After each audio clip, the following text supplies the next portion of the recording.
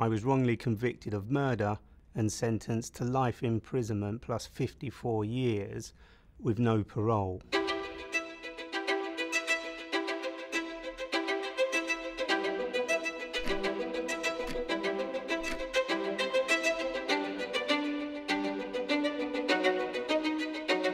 On the night of the 15th and 16th of December 1988, 3 men set out on a series of robberies, and during the commission of one of these robberies, an old man died from a heart attack, having been detained by the perpetrators.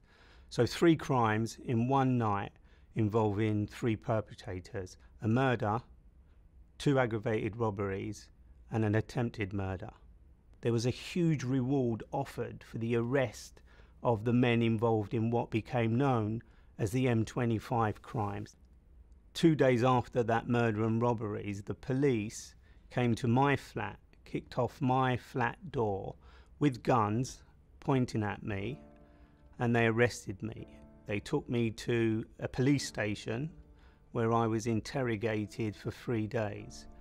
All of a sudden, I'm sitting in front of 2 very senior police officers, good cop, bad cop, and they were throwing accusation after accusation, accusing me of doing things, of being places, of having things that I just didn't have. So although that was terrifying, there was an element of, but I didn't do that. I wasn't there. That didn't belong to me. So I could answer back because I was confident, although terrified, although angry, although young, I was still capable of standing up to the police because I knew the truth, and the truth was I wasn't involved in what they were accusing me of.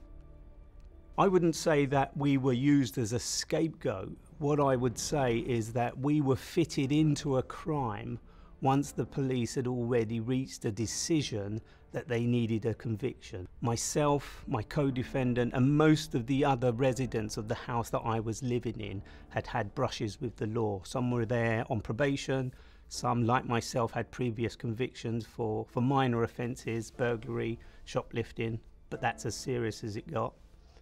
The evidence the police said they had at the time had come from witnesses. And one of those descriptions was that the main perpetrator was white, had blue eyes and fair hair.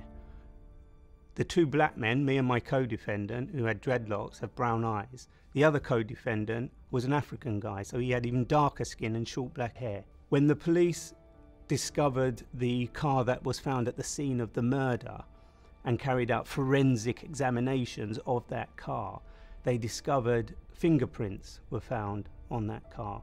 The fingerprints didn't fit me or the 2 other men that were already charged with the offences. They fitted one individual, and that individual became the key witness in my case. He, incidentally, was white, had blue eyes and fair hair. He was the only one in the whole case who fitted the description of the perpetrator described by the victims. When the police discovered those fingerprints on the car at the scene of the murder, they didn't go back to that individual and then treat him as a suspect. They then conspired with that witness to say that he pushed the car for me and my co-defendants.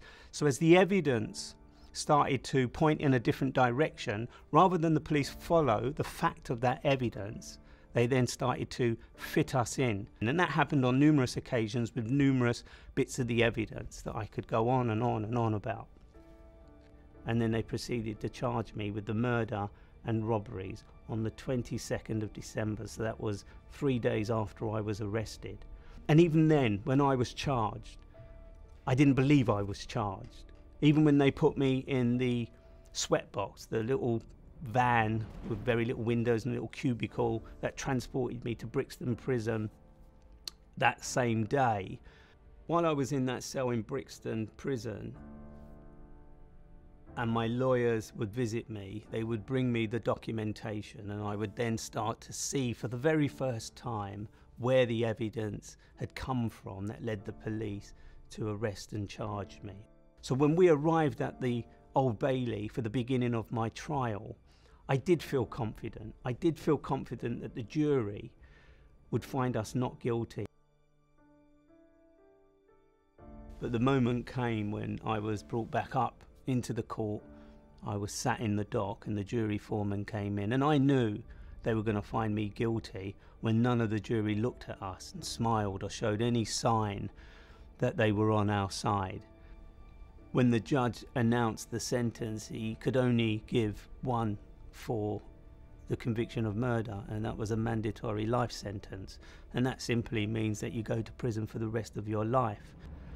And I reacted in the only way an innocent person would. I screamed and I shouted at the jury, at the court.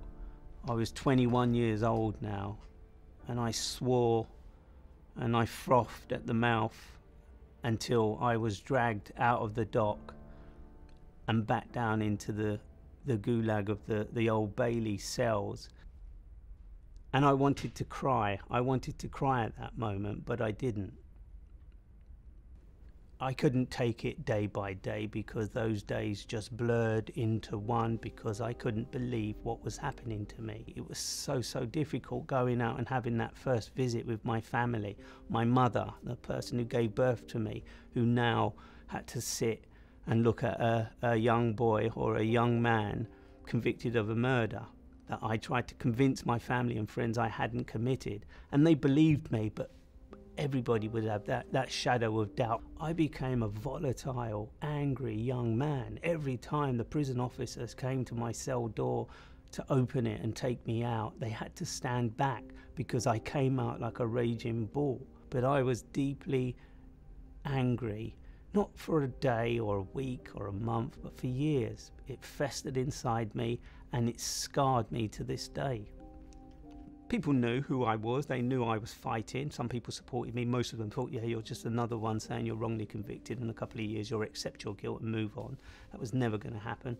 But I remember on one occasion, I met with a guy called Richard McKenney, Billy Power. They were convicted of a notorious miscarriage of justice called the Birmingham 6 IRA case.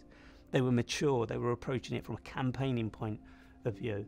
And I was fighting physically. I was suffering as a result, mentally and physically. But it was during one of the conversations I had with these guys that they said, you can't do it like that. You're not going to fight your wrongful conviction. If you are innocent, you need to campaign, and you need to do it by winning over the media.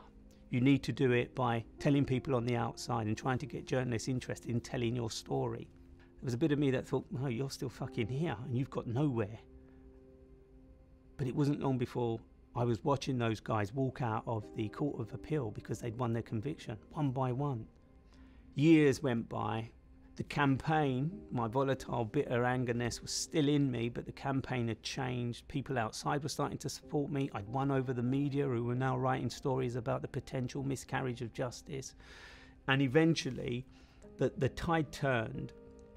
The European Court of Human Rights declared that we had been denied the right to a fair trial, that information, evidence had never been disclosed to our defence. Luckily for me, the BBC Rough Justice programme made a documentary where they secretly filmed an interview with this key, blue-eye, fair hair, white guy, who admitted on camera during a secret recording that he was paid money by the police and that he conspired with the police.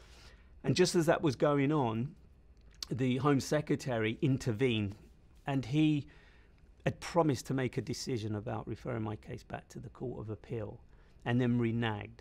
And I went on hunger strike, and I was on my deathbed when the Criminal Case Review Commission, having been forced by the European Court, made a decision to refer my case back to the Court of Appeal. So I was in hospital, I was in a bed, I'd lost lots of weight. It was my last calling, if you like. It was my last shout for justice. And so in July 2000, this different Raphael Rowe, I was no longer the 20-year-old happy-go-lucky Raphael Rowe. I was the dead-eye, stone heart, anger and bitter 20-year-old that I'd become, but also smarter, a smarter person, a more resilient person than I was. And the judges quashed my conviction, and they quashed the conviction of my two co-defendants. And they said I was free. They said I could go home, wherever home was going to be. I wasn't going back to prison. 12 years after That night I was charged, I was told I was free and I could go home. And I remember them opening that front door, me stepping out, and my sister, who was the big campaigner for me, and my family were standing there. And so for the first time in 12 years, I was able to hug someone and cry, genuinely cry with joy. Everybody else around me was crying, and it triggered my crying. I wasn't able to cry for 12 years. And that was the first time I shed a tear, a proper tear, for my freedom. Are you still angry at the jury and the police? I'm not as angry or as bitter as I was when I was in prison. I made a conscious decision when I walked out of court that I was not going to let it consume the rest of my life like it had the previous 12 years. No one, since my conviction was quashed, has apologised to me and said sorry. Nobody has been arrested or charged with the crimes that I was wrongly convicted for. In fact, I think the police and the courts would to this day still maintain that they got the right people, because they have to. It was a long time ago now, but I don't forget any second of it.